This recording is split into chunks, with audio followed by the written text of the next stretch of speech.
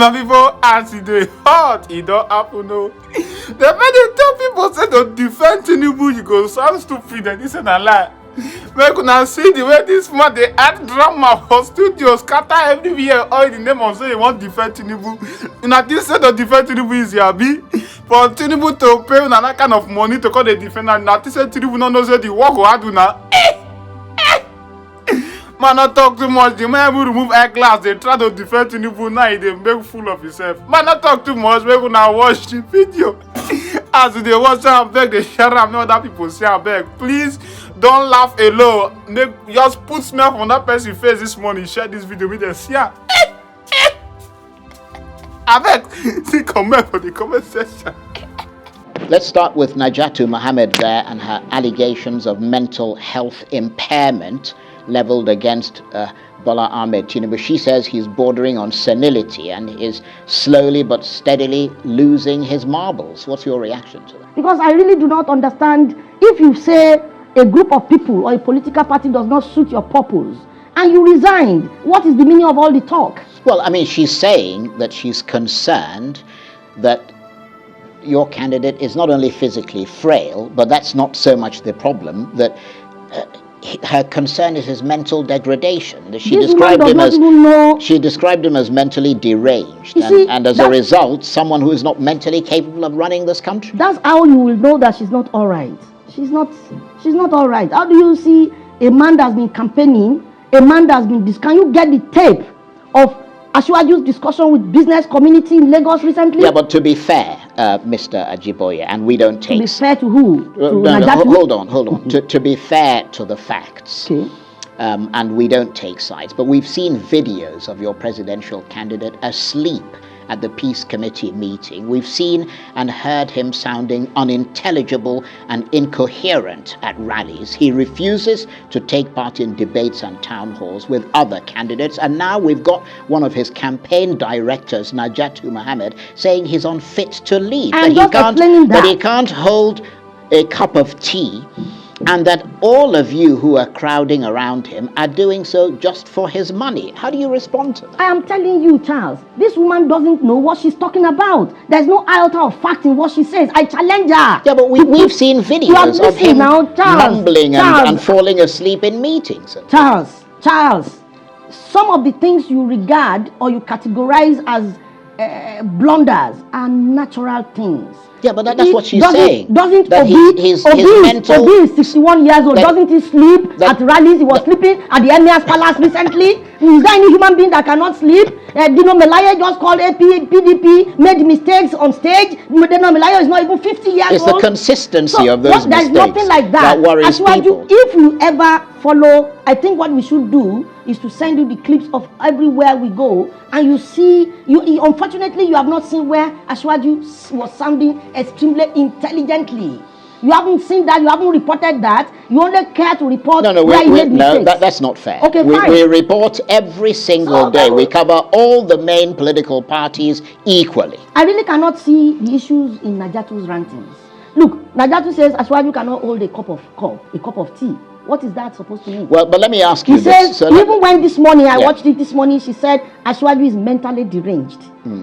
Does she know the meaning of what she just said? Yeah. Obviously, she doesn't have an idea of what it means. That's probably the wrong word to have used. She doesn't even know who is mentally deranged and who is normal. Yeah, but look, this woman is disappointed because her expectations were not met, and the expectations could not have been beyond give me a lot of money to run around. Yeah, because I can't see any sense in all this outburst. You know what they say, even if those, things she's saying and things that a lot of other people have been saying are true or not, the more you say something, the more it sticks in the public consciousness. And that's why we're always coming around to say the real things. When they lie, we come around to say the truth. Right, but what about, let's leave that for a minute. Let's turn to the other issue that emerged in Abeokuta on Wednesday. Mr. Tinubu, in effect, accusing his own party, the APC government, although he didn't mention the APC directly, but of trying to sabotage his bid for the presidency with the fuel scarcity and the redesign of the Naira. That sounds like an own goal, doesn't it? No. You see. Yeah, but who is he referring to? That's exactly the point. A man has spoken in idioms. You have taken it upon yourself, not you, Charles, a lot of our colleagues in the industry, they have taken it upon themselves to write the story as they interpreted it to mean. I am here to tell you exactly. See the nation, see the nation newspapers of today. See the press release from Bayo Ononuga. We are here to let you know exactly what. Well, obviously, you'd be defending his position. It's not about defending his position. That's not a surprise. There's no way. If Ashwaju had said Buhari is not making sense, there's no way I can defend that. If Ashwaju had said Buhari government is wrong, there's no way I could have defended it. Yeah, but he didn't say anything of sort. Right. You interpreted it to mean that. Well, in good conscience, commonsensically, why would Ashwaju denigrate the government? Yeah, but what reason will he have? Let's take the issue of the redesign of the Naira. Look, that is something that President Buhari supports 100%. He just released a statement recently, again restating his 100 support, saying there's not going to be any change to the date, that the thing is being done for the benefit of this country. That's President Buhari's words, and he's the brains behind the redesign of the Naira. Why would your candidate come and say that the redesign of the Naira is aimed at, is some kind of sabotage? Are you aware that there are errors in the process of the redesign of the Naira? Are you aware? Candidly. Look. Are you aware? No, you need to be able to let me know. We are conversing. I am asking you a straightforward question. Now, Ashwaju is not against the policy to redesign the Naira. Ashwaju is not against the redesign of the Naira. Ashwaju is probably against... No, you're saying probably. No. Now you're giving it, you're trying to give it your own interpretation. You are obstructing my thoughts. Right, go ahead. You always do so. I don't intend to obstruct your thoughts, but I need clarity of your thoughts. Yes, I'm still here. Yeah. I will always clarify my position before I leave. Ashwaju could not have ever referred to the design of the Naira as a sabotage to election. Never. Ashwaju could not have be referring to petroleum, scarcity of petroleum as a sabotage. Ashwaju was saying, Egbe epo pamo, Egbe Naira pamo, ama dibo, ama wole, meaning you hoarded Naira, you are hoarding petrol, you are hoarding Naira. We will vote. Even if we have to try to vote, we will vote and we will be elected.